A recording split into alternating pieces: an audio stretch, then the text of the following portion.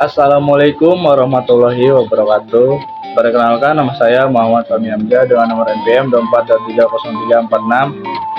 Pada kesempatan kali ini saya akan mempresentasikan hasil laporan saya dengan judul Tragedi Kanjuruhan, Kekerasan dan Kegagalan Manajemen Keamanan Sepak Bola Indonesia.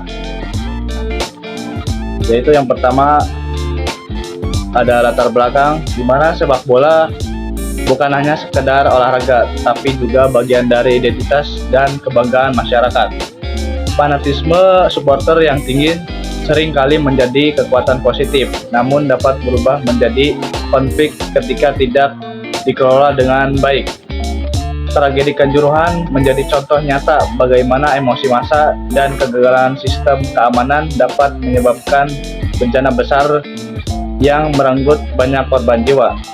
Kemudian, adapun masalah dan tujuannya yaitu untuk memahami bagaimana tragedi Kanjuruhan dapat dilihat sebagai bentuk penyimpangan sosial dan kekerasan dalam olahraga.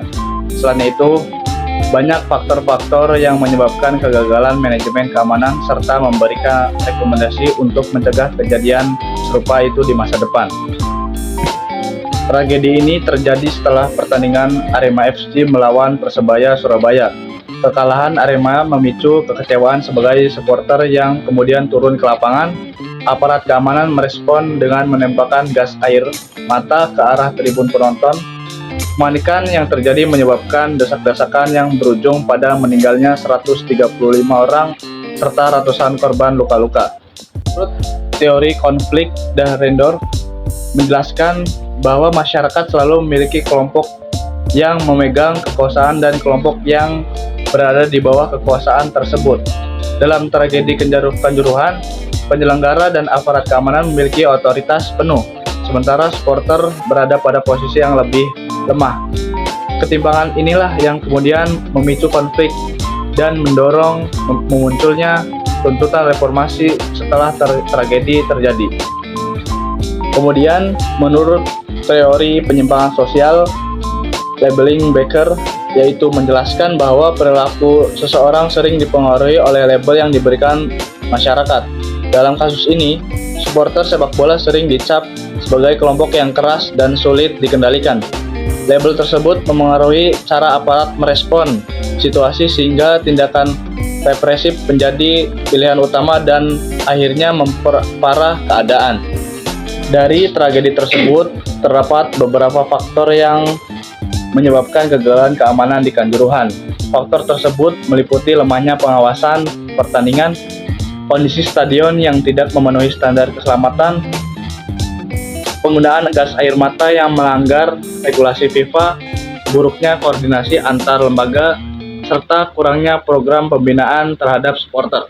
Lalu, adapun tragedi Kanjuruhan menimbulkan dampak yang sangat besar, baik secara sosial, psikologis, maupun olahraga.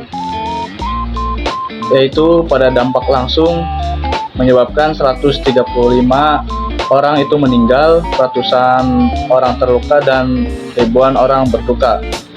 Tentunya pihak FIFA menghentikan Liga 1 untuk sementara waktu. Selain menimbulkan korban jiwa, tragedi ini juga menurunkan kepercayaan masyarakat terhadap pengelolaan sepak bola di Indonesia. Oleh karena itu, diperlukan reformasi tata kelola sepak bola, peningkatan standar stadion, pelatihan aparat keamanan, dan edukasi supporter secara berkelanjutan. Kemudian yang terakhir, dapat disimpulkan bahwa tragedi Kanjuruhan ini bukan sekedar kerusuhan supporter, melainkan hasil dari berbagai faktor sosial dan kegagalan keamanan.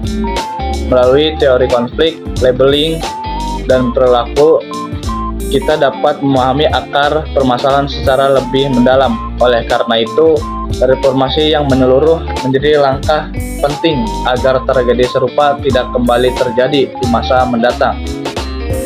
Sekian presentasi dari saya, kurang lebihnya mohon maaf.